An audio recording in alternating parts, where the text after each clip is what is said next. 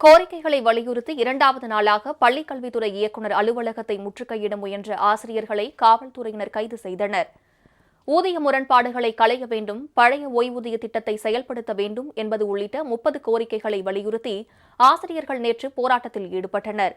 ஆசிரியர் இயக்கங்களின் கூட்டு நடவடிக்கை குழுவான டிட்டோஜாக் நேற்று பள்ளிக்கல்வித்துறை இயக்குநர் அலுவலகத்தை முற்றுகையிடும் போராட்டத்தில் ஈடுபட்டபோது அவர்களை தடுத்து நிறுத்தி வலுக்கட்டாயமாக காவல்துறையினர் கைது செய்தனர். இந்நிலையில் இரண்டாவது நாளாக இன்றும் அவர்கள் முற்றுகை போராட்டத்தில் ஈடுபட்டனர். ஆனால் முற்றுகை போராட்டத்தை தொடங்குவதற்காக பள்ளிக்கல்வி இயக்குநர் அலுவலக வளாகத்தை நோக்கி வந்தபோதே காவல்துறையினர் ஆங்காங்கே தடுத்து நிறுத்தி அவர்களை கைது செய்து பேருந்தில் ஏற்றினர்.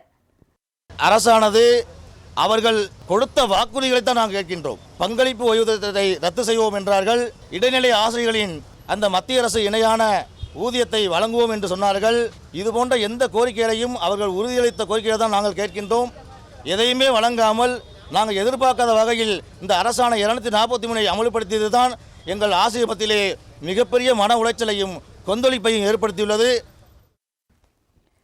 இதேபோல மக்களை தேடி மருத்துவம் திட்டத்தின் கீழ் பணியாற்றும் சுகாதார பணியாளர்கள் 5000க்கும் மேற்பட்டோர் கோரிக்கைகளை வலியுறுத்தி நலவாழ்வுத்துறை இயக்குநர் அலுவலகத்தில் முற்றுகை போராட்டத்தில் ஈடுபட்டனர்.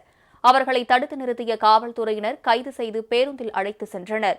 2 மணி நேர வேலை என்று கூறி ஊதியம் நிர்ணயிக்கப்பட்ட நிலையில் இன்று 10 மணி நேர வேலைக்கு அதே ஊதியம் வழங்கப்படுவதாக அவர்கள் புகார் கூறினர்.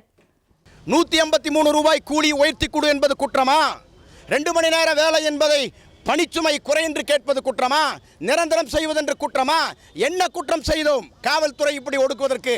எந்த அரசாக இருந்தாலும் சரி, இந்த அரசாக இருந்தாலும் சரி, முந்தைய அரசாக இருந்தாலும் சரி, இனி வர்ற அரசாக இருந்தாலும் சரி, உழைக்கும் மக்களுக்கு எதிராக போகும் என்று சொன்னால் அரசையே வீழ்த்தி விடுவோம் என்கின்ற எச்சரிக்கை அரசுக்கு கொடுக்கிறோம் என்பதை இந்த வார்த்தை மூலம் சுட்டிக்காட்டுகிறேன்.